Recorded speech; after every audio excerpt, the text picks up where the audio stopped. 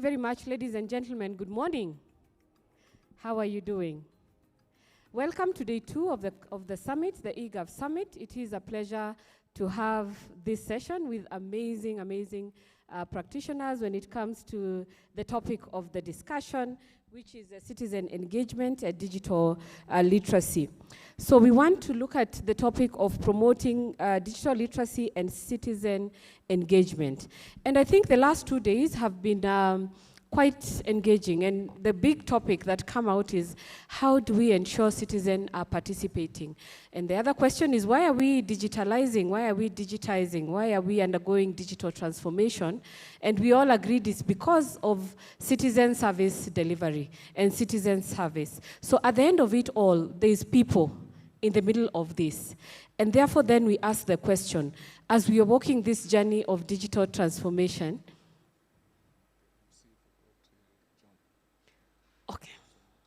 Okay, good.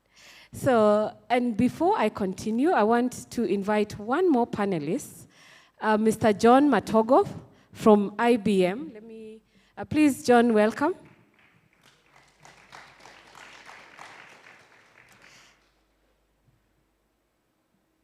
Yes, so John Matogo is a corporate social responsibility leader for Middle East and Africa at IBM. Yeah? So welcome, and apologies for that.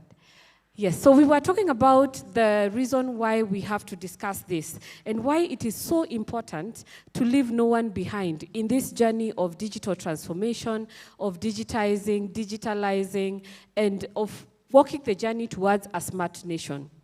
Last week, if not last week but one, we had this famous roadshow in the US, and our ICT sector was there, visited very many tech companies. And one of the meetings that struck me is a meeting between His Excellency the President in Google. And it was very well explained or showcased that he met Kenyans at Google. And I think the significance of that is that we have the skills and the right experience and exposures to be not only playing in the digital literacy level, but actually to contribute to the development of technology at the very best. And so, again, the global statistics are talking about the changing world of work, that by 2026, almost 40% of the jobs as we know them will be disrupted and will be undergoing transformation occasioned by the evolutions of technology. The AI is here, and our universities are wondering how to validate assignments because ChatGPT has simplified the time taken to do any assignment that can be done. So the question is, how is our education adapting or transforming in line with the changes in technology? And so those are the topics that we will be looking at from a public sector, a private sector, development agency perspective. And also we want to invite you to take part in this. So as we engage in this conversation, please feel free. We'll have a session where we will have your questions and comments to engage with the panel. And with that, I want to welcome our team, starting with Angela, to introduce herself and tell her in a very brief moment what her current priorities are when it comes to digital skills transformation and citizen engagement. Welcome. Thank you very much. Good morning. I hope you can hear me. Can you hear me well? Yes. Fantastic. So, very excited to be here, and obviously very keen as well on the topic of smart government. My name, as you've heard, is Angela, and I work for Microsoft as the Education Director for Africa. And to the question around what my priorities are, I would say what our priorities are as a team is basically working with ministries of education. We work with system leaders, we work with institutions to ensure that we are driving transformation of our education systems in line with what is expected in the future. So we help ministries, we work with ICT as well, Ministry of ICT, to just ensure that we are evolving our policies, we're evolving our education practice, our e-learning strategies, and also most importantly, it's not just about what we put in paper, but most importantly, how do we ensure that we are upskilling our population to be able to advance and manage the digital transformation era that we're in. Thank you. Thank you very much, Angela. Over to you, Sheena. You have been very passionate about digital transformation, skills, development, and of course, beyond Nairobi. So I want you to really quickly, in 1 minute, just tell us about how that has gone since 2020, and also to speak to the role of technology industry and collaborations by the private sector and development agencies to working with government to advance the digital skills and literacy. Thank you. Clearly don't know how to work a mic. I hope you can hear me. My name is Sheena Raikandalia, and I'm the country director for the UK-Kenya Tech Hub. So that's, to put it simply, we are part of the British government here in Kenya with the British High Commission. Apart from that, as a Kenyan, I wear different hats. So I also sit on the board of Kenya, the Kenya National Innovation Agency, and lead the skills track. So it's all about skills, engagement, and also engaging with governments, international governments, donors, private sector. Now, to answer your question, this is an area that I think is very, very important because I actually believe the most change can be brought about by entrepreneurs. I believe entrepreneurs, that's the private sector, can solve development challenges. And that's what they can do, solve development challenges and create jobs. That's going to benefit everyone. But they need help. And this is where government, donors, partners, we can step up. And what's the help that they need? Anybody sitting here, what do people need for your business? Whether you are an entrepreneur or you're running or you're working in a corporate, you need capital, you need talent, you need access to market, you need networks, hence things like this. But finally, what is really, really important is you need an enabling environment. Now, you might be able to do the other four yourselves a little bit. Maybe you'll need help with markets. But enabling environment is something that cannot be done in silos. So I truly believe that the role of the government is to create that enabling environment. But they can't create it themselves either. So you really, really need everybody to be speaking to each other. And one of the biggest challenges that I find is language and jargon. I mean, I know we love digital transformation and synergy, but let's keep it simple. What we want is for you guys, whether you're an entrepreneur, private sector, farmer, whoever it is, to tell the government what you need, right? And then for the government to work with you and partners to be able to get that done so that everybody wins. Now, how do you do that? And that's where the digital literacy bit comes along. And again, digital literacy. When I say digital literacy, sometimes in a group, and I work a lot with young people, I can just see boredom on their faces. They're like, ugh, what is this? Another piece of jargon. So let's break it down in a way that's interesting.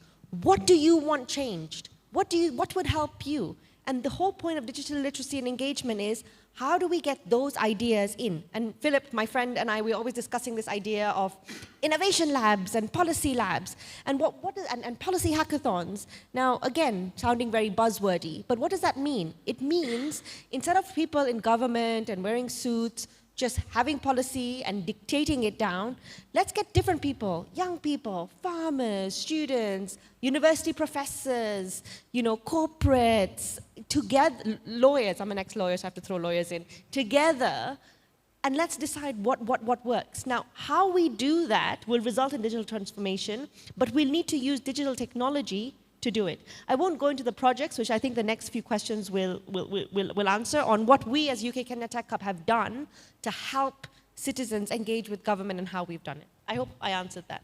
Yes, you did very well. Thank you very much. And I like the fact that you spoke to the diverse stakeholders and the demographics, which is a very important title or topic when it comes to digital skills and literacy.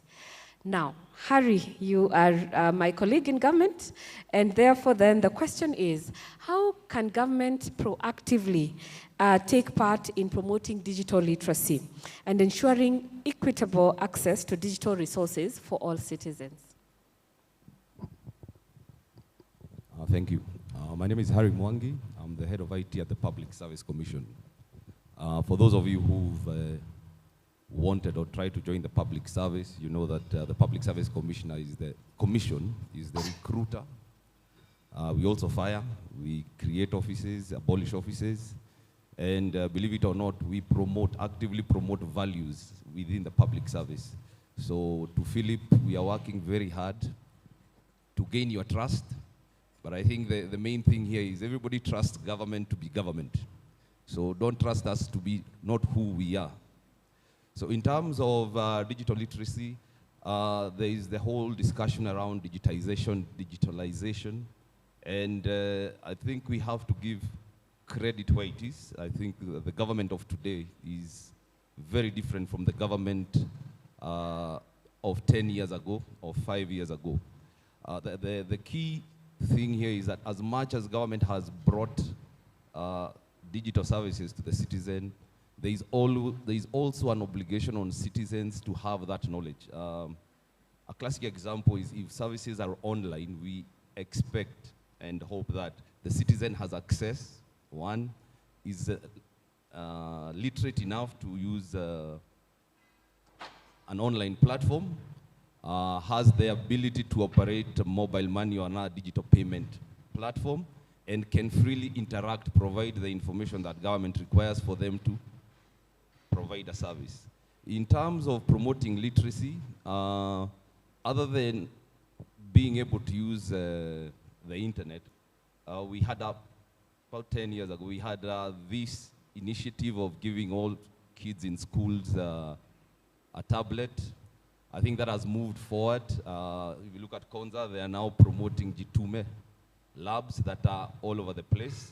If you go to, and I was hoping that Kerry from Parliament would be here, there is no single constituency without a digital lab. These are largely open to any citizen who's out there. I think the bigger part in terms of literacy is the ability of the citizen to appreciate the implications of what technology does, and also having the net etiquette and that shall support and ensure that technology is not a threat, but an enabler. So if we look at things like the WorldCom, we've had instances around TikTok, et cetera, there is need for people to appreciate that technology can be useful, but can also be a hindrance. There is also another initiative by the ICT Authority, Citizen Skills Initiative, where they are planning to train 5 million Kenyans every year on just the etiquette around technology. I mean, the classic I've had is someone calls me, says, I've been hacked, I can't access eCitizen, and after you interrogate, he tells you, I sent my driver to renew my DL 2 years ago. So the guy set up an account, put his own details, and when you go there, you find the details there are different. I've also had instances where someone goes into a cyber, they open an account, they apply for a passport, and in the passport application, he has not indicated whether he's married, he has family members, et cetera. So there is a part that there is a gap with the citizens, but it's important to say that government is seized of that and is working towards fixing that. And the bigger part also is as you interact with the government, you will see that there is a different psyche in terms of service delivery and in terms of things being digital.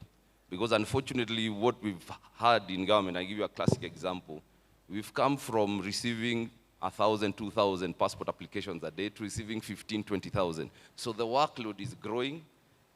Government has not expanded, so you still have the same number of people working. And unfortunately, the citizen now having experienced some level of digital service delivery, they are demanding a gold standard. They're demanding a higher standard of service delivery. So government has plans in place and is working towards bringing the citizen on so that as we transform as a nation, we carry everybody with us. Thank you. Thank you very much. Leaving no one behind. And I think what you've brought to the fore is that our citizens are demanding more from government. And government must therefore then up its game in terms of engagement, in terms of accelerating the digital transformation journey to simplify the operations and improve the service delivery. John, you have been a strong proponent of the Digital Nation, a program that is run by IBM. My question to you this morning to start is how do the public and private sectors collaborate effectively in this digital literacy development, and what challenges have you experienced so far, and how can we maximize the opportunity that this partnership presents to maximize the impact to citizens? All right, thank you, Josephine. And I thought I had escaped this responsibility, but thank you, Harry, for capturing that. So, well, loaded question. I think to start off, why do we, I think, do that would be maybe one thing to sort of give us a basis for that.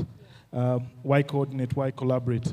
I think one is to, I think, ensure that we do not create other divisions of digital literacy within the countries where we sort of carry out these engagements. Within the urban situation, I think this is clear. A lot of the people in those contexts have access to these opportunities, but I think collaboration with government is necessary so we can go outside this sort of normal context where we have this.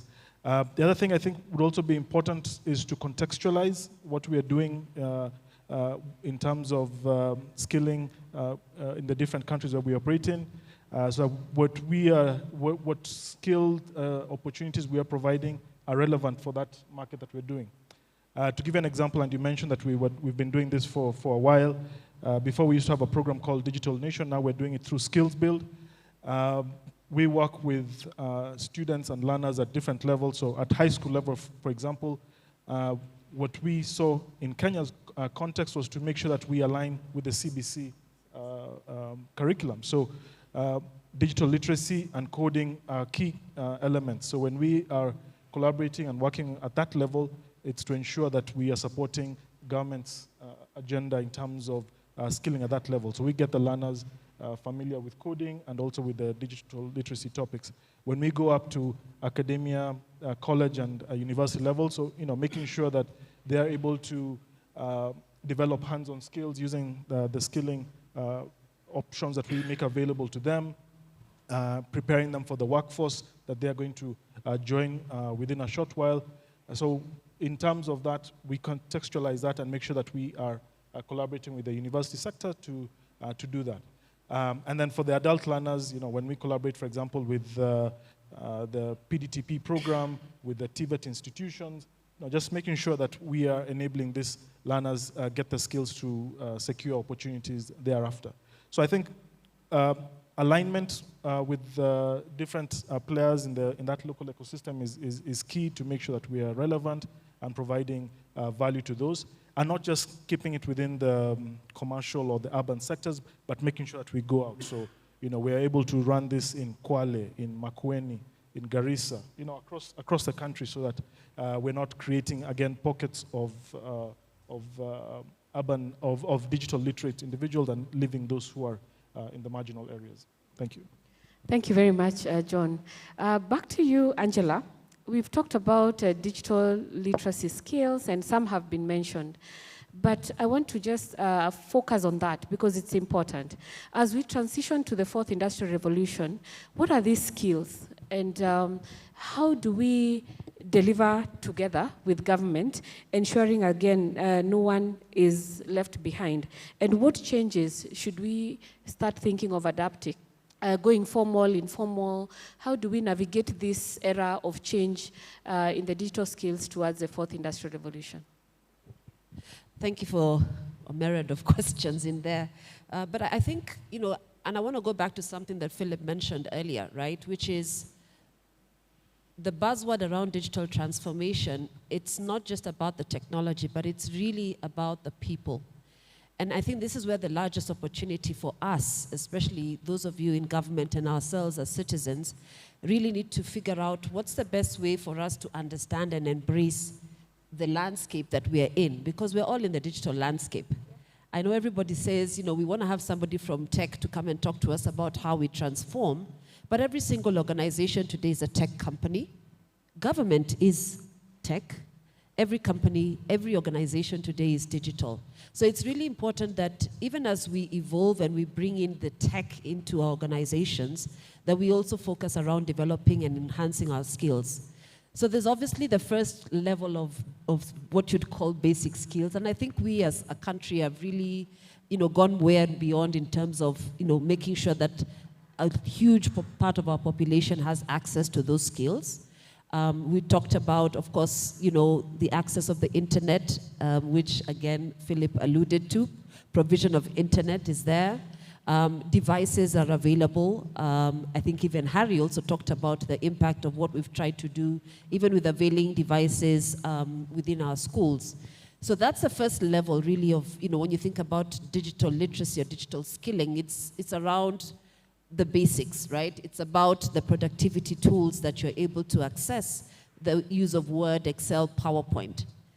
But most of us leave it there, right? And I think the next level is really where we begin to start leveraging, our cognitive and technical skills and improving, for outcomes. And I think that's the level that we need to begin to ask ourselves, how do we move away from just the basic skills? This morning we had a very vibrant conversation around how, some of our very top officials, and I wouldn't mention who we were having this discussion with, beyond the press button on-off of the PC or the very sophisticated gadgets they have, there's nothing more they can do with that.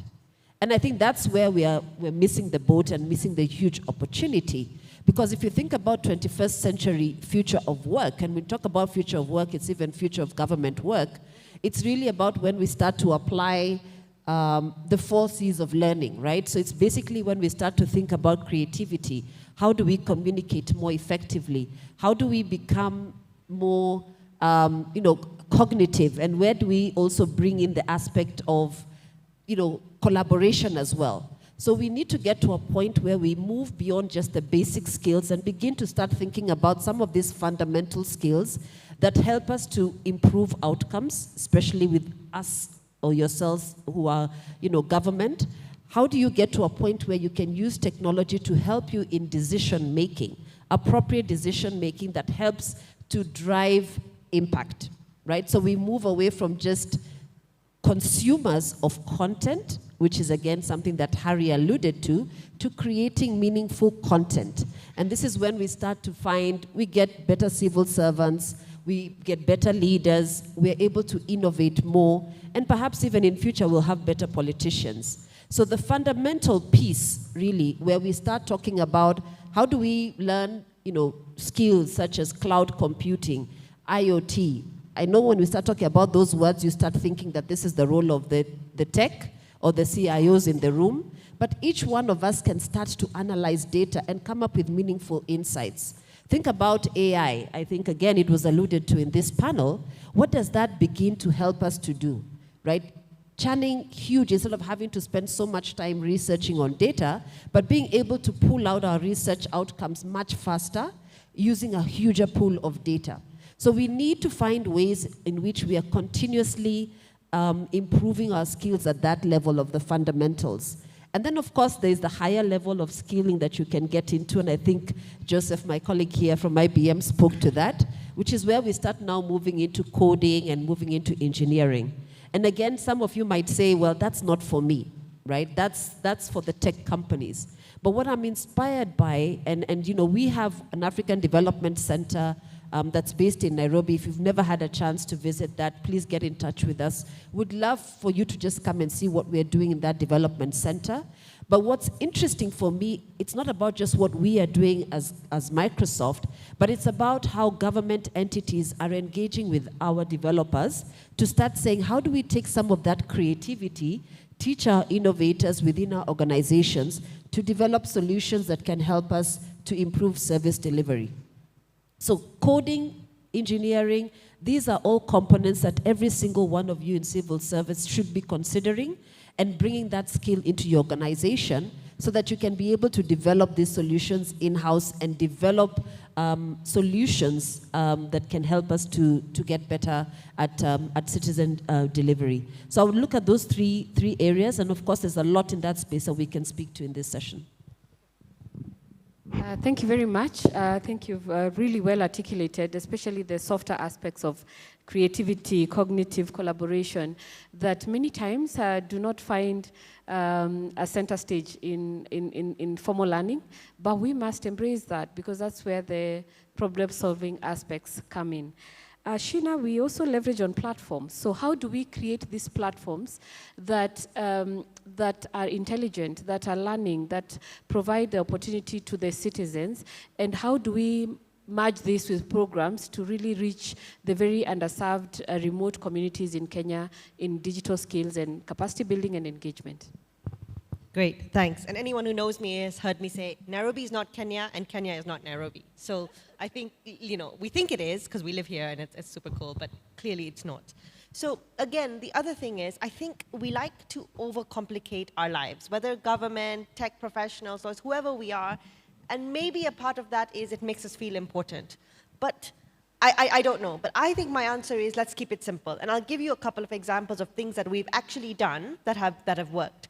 So one of this is a program called Sasa Kazi. Now it's run by this brilliant woman, Magdalena Chep. She's in her 30s. She runs a hub in Eldoret, Eldo Hub. You should check it out. And what we've done there is we started with, this is during COVID, and we said, lots of young people in tech, self-taught. They don't have the degrees or anything like that. And we said, what they need, though, is they need experience. So we started this apprenticeship program where we started linking them with startups, SMEs, etc., for like an internship, basically. But in my experience, internships don't work because of time and the way they're structured in Kenya. They're very successful elsewhere. So we said, let's try and break what doesn't work. So what we did is we said, you as a business, identify what you need. Forget talking to your IT team, sorry, CIOs, but talk to your founders and say, what do you need? And they said, I want a website. I want a digital marketing campaign. I want data analytics. And then what we did is we matched those people into those businesses. And then we got Philip Thigo and Thunderbird because we said it's not just tech, as you alluded to. You want soft skills. How do you collaborate? How do you talk? And some of these have never been in an office before, right? So it was also, those were the big issues. And then we matched them with mentors. And I know Ben has run away, but we had Liquid Telecom mentors, Safaricom mentors, GSMA mentors. Because again, these were people who have just been in the tech space 4 or 5 years, and they could really guide these brilliant young people. Yeah, so we did this, 90 kids. And for me, the whole point was give them experience, and also then businesses understand digitalization. Because even that word, digitalization, what does that mean? Like my husband tells me, stop throwing words at me. Is it going to make me more money? Is it going to reduce my costs? If not, don't talk to me. So that's the language we went. This is going to help you increase your money, increase your profits, and decrease your costs, and increase efficiency. So like, fine, we convinced the businesses. 90% of those kids have been hired. Not just apprentices, they've been hired. 2 or 3 of them have now gone on to work for Facebook, etc. So from a 20K stipend to they're now earning $2,000 to $4,000 a month. So it's very possible we have the talent. So what made this difference? So what are we doing now? We're partnering with Konza, you guys, and with the government of Kenya, and we started with the Nandi County. And again, now we've gone to county governments. Actually, county governments came to us, and we said, what do you need? They're like, we've been told we have to digitally transform, but we don't know how. And for me, that was amazing, because you finally admitted that you need to do something, but we don't know how. That's awesome. That's where dialogue can begin. So we said, forget tech. First of all, I'm a failed techie, like a non-tech. I tried to teach myself coding, did not work. So I'm like, tell me, simple English, what do you need? They explained what they need. We went to Eldo Hub, again, found the kids, the young people who could do this, and we've matched them. And they're at the moment sitting at that county and doing them and helping them solve the problems that they need. What does that mean? Now, governments get exposed not to lectures about digitization and how it works, but they see it in practice in an affordable way. What do the young people get? The young people get experience, not just in using their tech skills, but in how government works. Because believe me, how government works is very different to how the private sector works. Like, I've now done both, and it's like different languages. So that's what we did, and there's so much scope for things like that are win-win and sustainable. It does not have to be $5 million, $10 million programs. Like, it doesn't have to be that. It just has to be identify problems, find practical solutions that can work. Another example, and I'll stop so that I'm not going on for too long, is, and I love what you said about coding and skills, but we did, again, with 10 hubs in Nairobi, in Kenya, so all the way up to Turkana, to Mombasa, and we found the hubs. That's where the young people are. And we did this program called No Code, where you're like, how many of you need a website but don't know how to build one and can't afford a developer? Most people were like, yep, that's us. So we did no-code training through a train the model, where the 10 hubs, we trained them on no-code. They went and trained the younger entrepreneurs, actually not even young, there were some really awesome older women, which I was super impressed by. And they learned how to build their own website app in under 5 hours. So one entrepreneur from Kisumu actually had to shut down. He goes, I've got too many orders for fish, I can't cope. So that was a learning for me. So I'm like, okay, we need to tie that in with business development. It can't just be the tech, because he's like, I have to shut down. So what I'm saying is, it's very, very possible to do these things. And my final example before I stop is during the elections. I mean, one of the things that was super scary was misinformation, right? Like you could get videos, and of course we've talked about AI, etc., that look so real. And people were spreading them. Like, see, my family in England is the same. Like, literally, my parents used to send me ridiculous things, like actors who've died. And I'm like, oh, like literally every day I would have stuff like this. And I literally, with all the aunties, I made a rule. I said, you cannot forward anything until you verify it. You have to go and check if it's true, otherwise you don't forward. And like literally, my WhatsApp message is cut by almost 80%. So that just shows you how much is circulating. So with elections coming up, we did the same thing. With Baraza Lab, we started this Fumbua campaign. Very simple. Red, amber, green, traffic light. You see a message, stop. Check. Is it real? And how do you check? And we gave ideas like, go on Google, do this, and then only forward it if it's true. If you're not sure, let it go. Because we are the ones who are spreading that misinformation by constantly just spreading things. And it was a learning, because my parents were like, but why would somebody lie? Why would they lie about this? Because they're like, it's on the internet. Why would they lie? And then we realized that different people communicate differently. So when we did this campaign, again, we did it through influencers. And again, influencers don't have to be your Saudi soul or your cool people. Influencers can be anyone. So in the rural areas, we did rural women in farming. In different areas, we found people that are respected, and we trained them and talked to them and then they went on. And I remember one lady, she came up to me and she said, do you know, my radio station has asked me to do this in my local language. Am I allowed to? I'm like, yes, please. And our misinformation campaign reached about 10 million people, which is insane, right? At almost, I think, minimal cost. Like we gave them tea and coffees as we were training them, as we were explaining what it was. So what I'm saying is, it's very possible to do things cost-effectively, sustainably, with government and the private sector. And that's what I think a platform is, getting people together. It doesn't have to be this, this really cool platform or app. I'll stop. Amazing. It is about getting people together, and it doesn't have to be a very cool, sophisticated app. And I think from your speech, what I took is that it's possible to move up the value chain, from the very basic all the way to programmers and software developers, and that is where we need to go. How do we support, and it's practical, going to the very rural communities to make it happen. So good job, and I hope we can all participate and collaborate. I was thinking about how many of these people in the room can actually take in one more intern and support their journey towards professionalizing their careers. Now, Harry, this year has been about e-citizen. We closed the 5,000 mark, and we continue now moving to the 10,000 plus.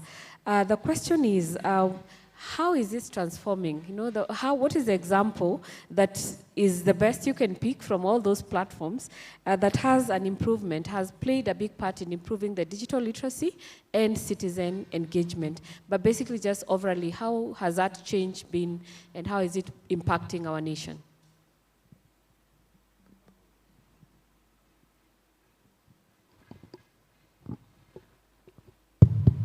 Yes, I think maybe one of the more drastic changes that has happened is what is happening behind the scenes in government. You have an entire government that is struggling to adopt. I think the timelines were about, in under 6 months, the 5,000 services must be up. You have the citizen there who's demanding that all services are delivered at the same standard and on par. So if you go to some of these organizations within government, you will find that people are moving from approving forms to going online. They may have the usual challenges of devices, access, etc. But the challenge here is that with these citizen things, come in 24/7. So you could go to bed with 2 applications and you wake up in the morning and you have 2,000. So there is a lot that is happening behind the scenes, and it's important to give some applause to the public servants who are trying very hard to cope with the changes that have been put on them. In terms of the citizenry, I think from where they sit, this has taken too long. I think it is second nature now that citizens expect all services to be online. And when I talk about citizens, there is also other constituents. You have businesses that require permits, require services, they require inspections. Those were also manual. You also have other organizations that, and someone yesterday pointed out the judiciary. And the citizens, and I would say the adults that are coming into, who are 18, 20, etc. We once talked about people not knowing where government offices are. As long as you have access, you have services. So there are a lot of changes that are happening in our society. There are a lot of expectations. E-Citizen has also not gone without glitches. We had outage, and it is interesting that when the outage was there was a national outcry. We don't have service, this is not happening, this is not happening. And it's a far cry from a few years ago when nobody will ever notice if there was no internet. We had Jumbo Tel, I think a while back, where we had the national internet gateway. It would go down for a week and it didn't change people's lives at all. So moving forward, I'm seeing a scenario where government needs to move faster. The citizen perhaps need to be a bit more patient. We still have a very steep learning curve in terms of what it will take to eventually, I know people have been discussing about integrations, AI, availability of data, APIs, etc. But you also might want to look at it from the government's perspective. If tomorrow you find your passport or your personal details online from a hack, you will blame the same government. So there is some caution that is required. And again, government is not a monopoly of knowledge. If there are ideas that can be shared, we now have a very open government. I think everybody is listening to everybody else, trying to cope. There are investment challenges, but there are a lot of homegrown solutions that can be applied if they are brought about in the right forums. And I imagine that e-Citizen is just the tip of the iceberg. We still have other areas. If you take away the services that we pay for, we have education, we have healthcare, we have other law enforcement, many other areas that need to move at the same pace. And I think the one aspect maybe we've not talked about here is the citizen now has other channels of keeping government on check. Social media has been very powerful. If you see us going to the passport center 3-4 times a week, there is pressure from the citizen. If you have an altercation with a policeman and you post it, it's looked into immediately. So the interactions are good and all's not lost, but there are bigger changes coming, and I think both the citizen and government should be alive to the fact that there'll be another world beyond the citizen. This is just phase 1 of the journey. Thank you very much. It's a very interesting comment that citizens need to be patient with the government. And I think that's a good problem to have, because it means we have ready citizens, and therefore the government must accelerate its journey, of course, taking care of all the risks that you've talked about. John, first we want to start with the congratulations. Yesterday, IBM had its 10-year anniversary. And at the heart of that anniversary is the research facility that has been playing a big role in innovation and creation and collaboration. And the question here then is, what is the role of such investments in the country, and how can we maximize the opportunity that these centers present to really scale up our people and spur innovation? Thanks, Josephine, and thanks for the congratulations. 10 years, yes. Yesterday we had the pleasure of celebrating 10 years of innovation in Africa. And for a company like IBM to have the kind of confidence to set up an industrial research lab in Africa, in Kenya, I think this was a strong vote of confidence in the innovation, the capabilities in country. So yes, it's been 10 years, and I think if you look at what we have done, and this was shared yesterday by colleagues, and when we're looking back at the journey of 10 years, what are the achievements? What's the impact? Coming from a CSR background, I'm looking at what is the impact of this kind of investment in the country. If you look at the positioning of Kenya in various innovation indices, we've definitely gone up.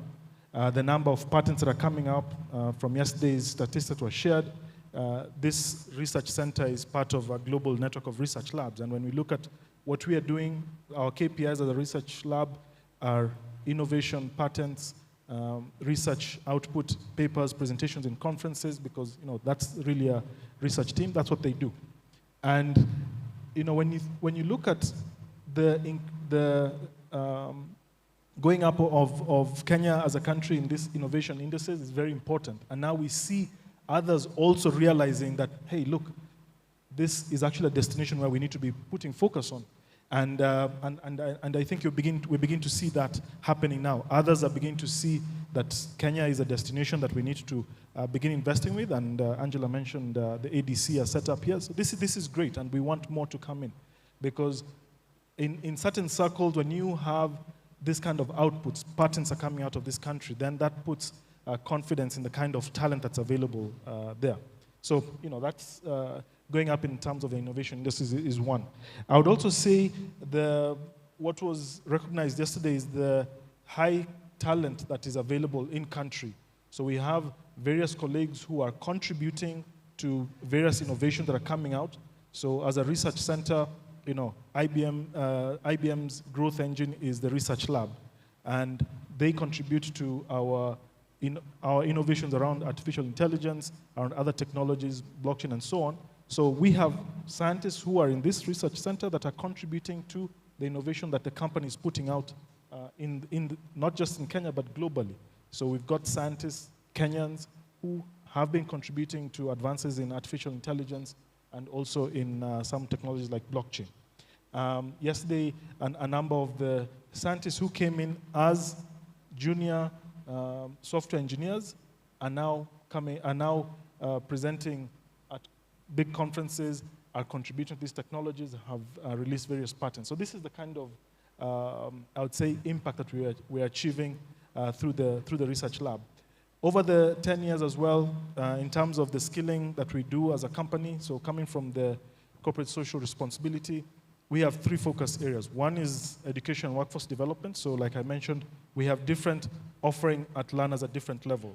So if you look at the high school level, we have students who, and this is not me saying this, they're actually talking about, that they understand why they need to think about developing careers in technology. So we've got students who come in through just a simple visit to the lab, talking to others who are in the center, and they listen to the story and they realize this is actually a path that I could take. So a young girl who's in high school, when she saw and heard from other colleagues who were there and they shared their journey, then they realized actually there's a path. As a young girl, I could actually get into technology. Yesterday, we even had some of our students from local universities. So just to give examples, a student from Kirinyaga University, we invited him, come and share your experience. So we make available our technologies free of charge to students in academia. And the purpose is for them to, to just make it possible for them to innovate without any barriers. So they have access to the cloud environment, they have access to various software, and he was showcasing an agri-tech solution that he has developed with his colleagues, and they entered a competition, an IBM supported competition called for Code, and they were first runners-up globally in this challenge. And through self-learning, through access to the technologies, and they have been able to innovate. And they were showcasing this in the center. So this kind of enablement of giving opportunities to young innovators for them to innovate and to put out those solutions is something that we are really proud of. If you look at the work that we're doing in collaboration with government, through programs like the PDTP, making it possible for them to develop their skills as they get out into the market. We are working with the ICT Authority. Harry mentioned the initiative of skilling citizens. We are supporting them. There is an initiative to promote cybersecurity awareness. So making this kind of learning opportunities available. From an element, and just finish off, from the element of having landed resources in country, one of the things that IBMers we are very proud of is this. I think it's in our DNA to really give back to society. So we have a lot of IBMers who give their time, their expertise to volunteer in supporting communities where we work in. So we've got some of our programs around volunteering where IBMers get into country, they get some time off. By the way, it's a competitive program within the company as part of the leadership development where you can request time out to go and work in a country on a particular project. So back in 2009, I believe, for example, we had some IBMers who came in here and supported, at that time it was development of a business model for the postal services, right?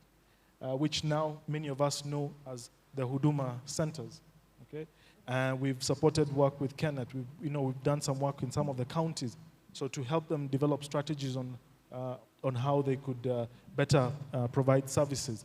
And this was, IBMers who just come in and provide their expertise on that. We also have a program on sustainability where we support non-profit organizations and governments in terms of their climate change mitigation strategies using technology. And we've got projects here in Kenya working with sustainability, sustainable energy for all, the UNDP in terms of this effort. So this is, I would say, the impact that I would say, just to touch on some of the experiences over the last 10 years. Thank you very much. I think the team deserves a good round of applause and the different aspects of input coming from each one of you. I like the fact that you've talked about going up again from a junior engineer to a global level contributor. So it's not that we don't have the capacity, it's just providing avenues for this capacity to be actually developed. I see our MC on the side, but I will kindly request if we can take 1-2 questions max from the audience in form of comments or questions to the panelists before we take a round of comments from the team. Anyone that is ready to contribute to this discussion, please raise up your hand.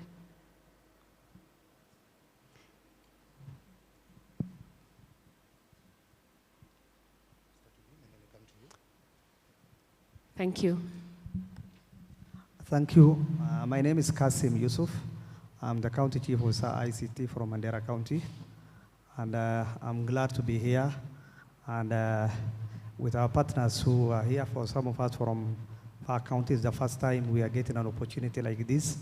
And I'm happy to hear that organizations like UK Tech Hub, there are a number of counties that they support.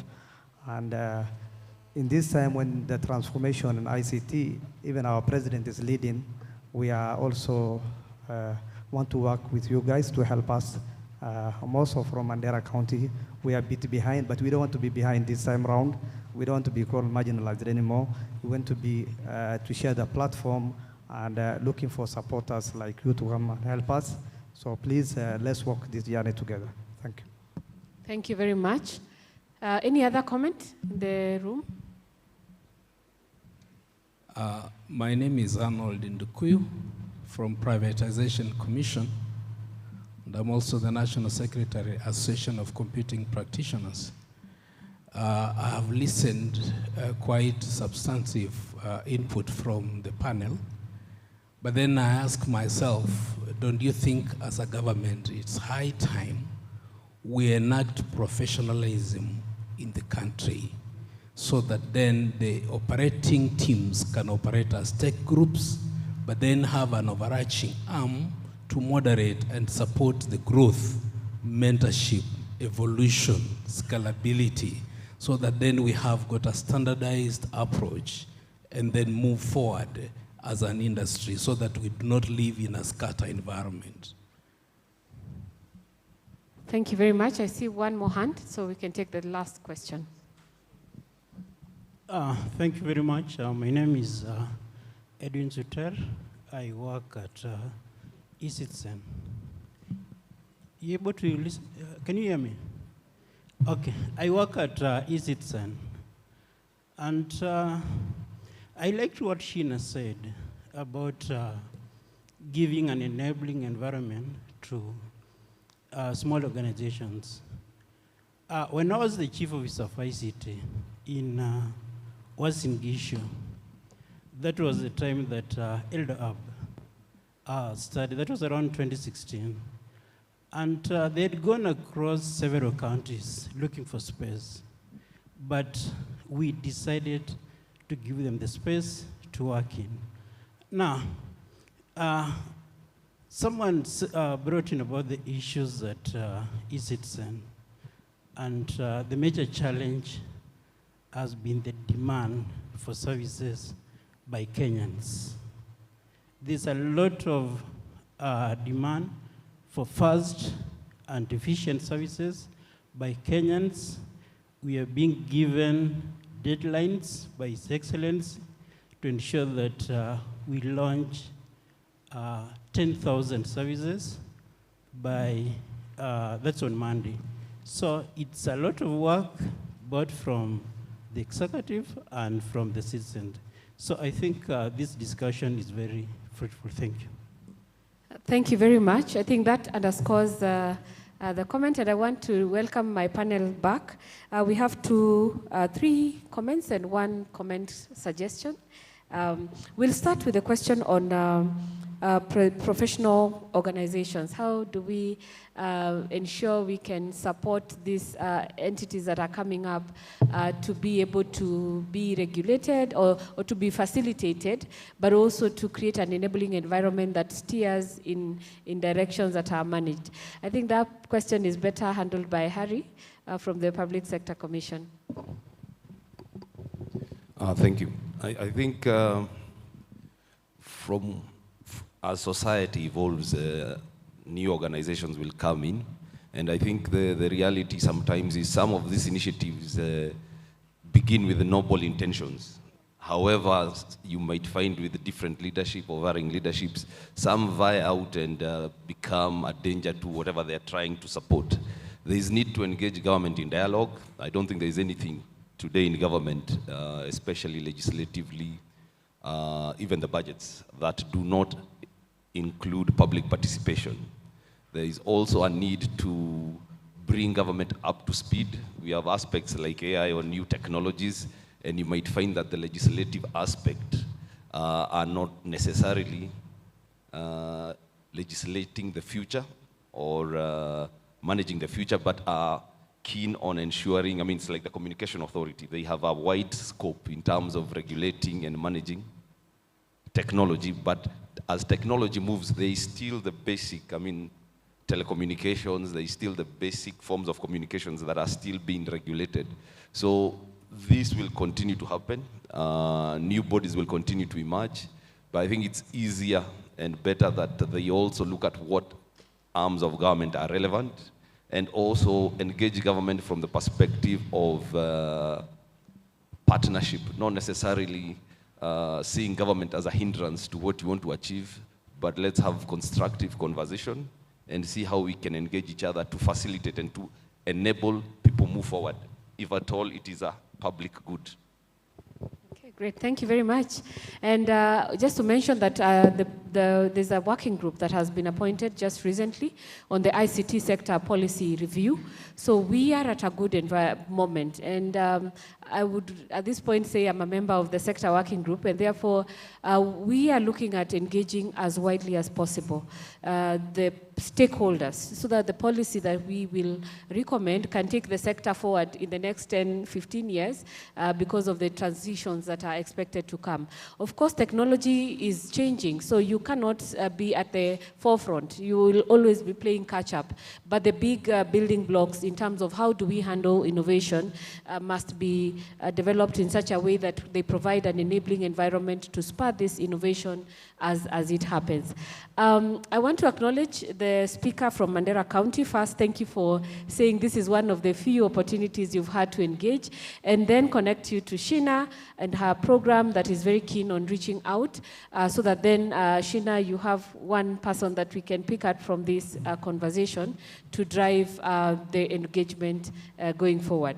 But then as we conclude, back to my panelists, I want to request, what is the one key thing that you would say the government, the private sector, the civil society can do to foster collaborations towards digital skills, capacity building, and citizen engagement? So each one of us will give a parting shot in that regard. Thank you. So allow me just to say two things. I'll just give you two very quick recommendations or thoughts. And one of them, I think, is, when I listened to, I think also there was one or two questions there around, there's a lot of pressure around, we need to put 10,000 services online. Harry here was asking us as wananchi to be patient. I think there's no people in the planet more patient than Kenyans. But I think for me, the recommendation that I would say here really, and Philip alluded to this, we really need to move away from a country in terms of counting projects. The minute we identify what matters most to citizens and focus on that for impact, I think that's really where the difference will come from. You may digitize 10,000 services, but they mean nothing. They don't create jobs, they don't create employment, they don't create insights that can help us to do things differently or innovate differently. So my challenge to you all in this room is, how do we ensure that out of what you're being asked to do, that you pick the right priorities? That's how private sector works, right? Every company, anybody here who's in private sector will tell you, when we sit at the beginning of the financial year or fiscal year, we have no more than 5 priorities. I know it's different in government because you're dealing with a bigger mass.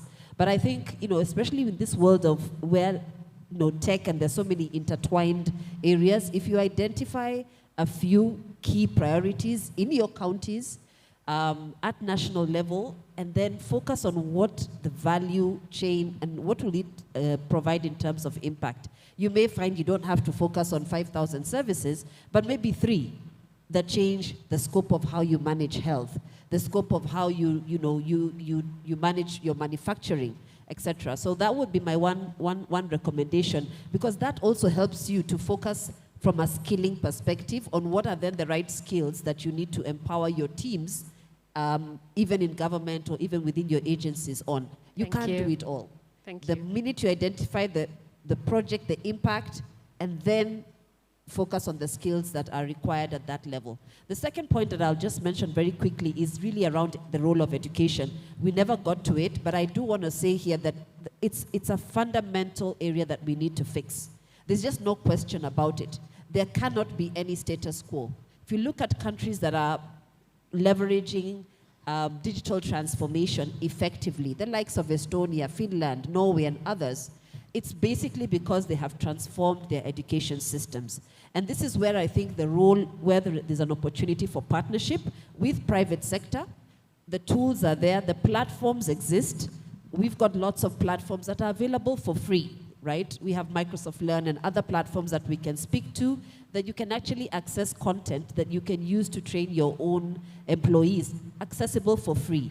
But it's important that even as we talk about training at this level, that we are evolving education systems right from the grassroots, from the early ages into tertiary and moving forward. Thank you. Thank you very much. I'll request that the next be a bit brief. Our moderator is on the side. Great.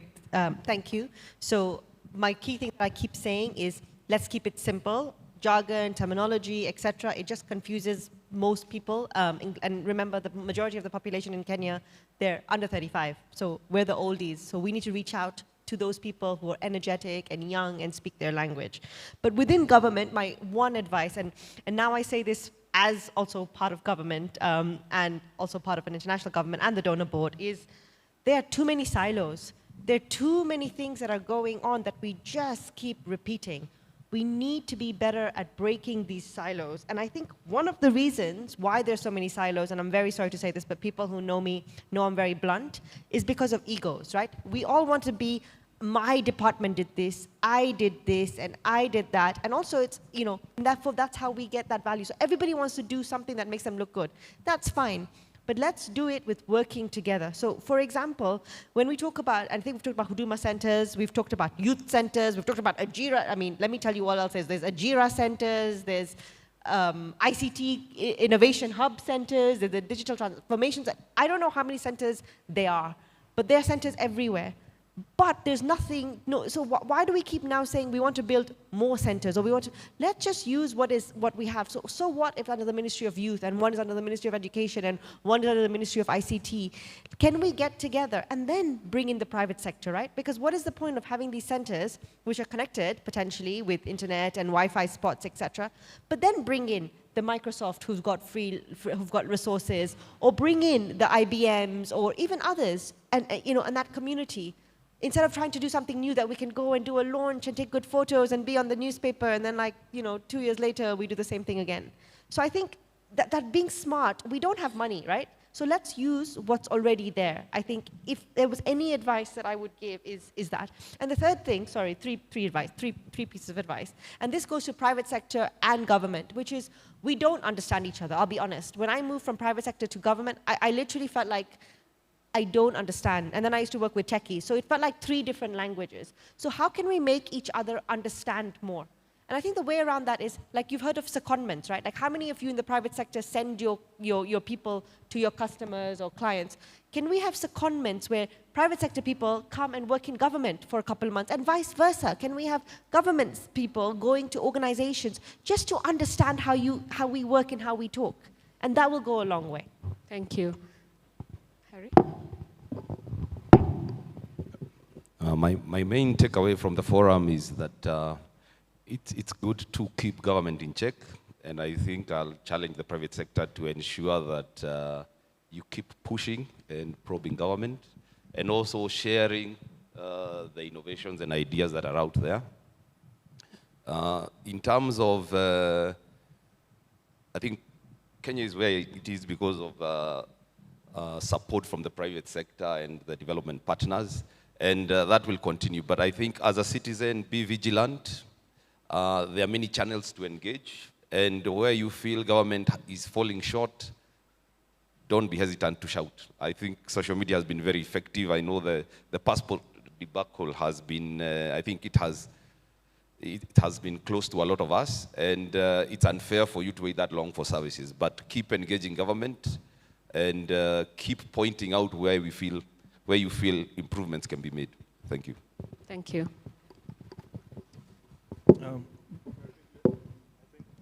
What I would add to what colleagues have mentioned is, you know, we've done a lot of work in terms of skilling, and I think also the past few years, government has driven this agenda of developing talent, and we've done very well at that. One thing, and you know, seeing that we are at this kind of forum where we have maybe the right stakeholders, I think we need to revisit the conversation around positioning the country from a strategic perspective as an offshoring destination, right? So remember a few years ago we had the big discussion around BPOs here in country. While I think that was a very good strategy, may have been a little premature. I think now we are positioned at the right time. Also looking at the, you know, the landscape globally, I think now we are at a very good place for us to drive an agenda of promoting Kenya as a destination for you know, service centers. And I think, you know, where we are placed, you know, geographically is a perfect location for us, so we're at the perfect time zone to service clients across. The talent is in place now, we've got the right infrastructure, so this is the time now we need to push that, but we need to have a coordinated approach, as colleagues have mentioned, you know, not promote this in silos, but from a national perspective. So hopefully there are colleagues in the room that can, push that or position that kind of message, and we can do this. Because from the skilling side, we've done good work. We've got the right talent, we've got the numbers that can service this. Now we just need to go and bring that opportunity here. Just to support, because I think, bashing government, I think there's no government that is never bashed by its citizens. Always there'll be a request for higher standard of service delivery. And this is good. I think take it in a positive that, the population is, as we become more digital literate, we want more and more services to come through. Philip mentioned about that time of the month where we're all receiving SMSs. A few months ago, I was in a meeting abroad, and I got distracted a little bit because I had to make a payment. So a colleague asked, "What are you doing?" Now I'm paying for my grandmother's GoTV bill, because that's something I do. And they were fairly impressed that this is the kind of stuff that you're doing, and your grandmother is also on this kind of thing. Sometimes they think that being from Africa, some things are not at the level they expect. So, but when we tell them, this, my grandmother is able to do M-Pesa and those kind of things, some people are really amazed. So we're at a good point. Government is doing excellent work. Obviously, we will always keep complaining and push you, but keep it up, and we're on the right trajectory. That's a main point I would say. Thank you. Thank you very much. I think strong points coming as we close. Collaboration cannot be understated. Connecting to each other, to platforms, to people. Keep it simple. It is time. The time is right. The time is now. And therefore, then we hope that as we come out of this room, we will do something, because it is our time to do something now. Thank you very much, panelists. We may exit our stage. Audience, this is the time to give a good round of applause to the panel, and please engage them as we break so that we can carry on the conversation. Thank you very much.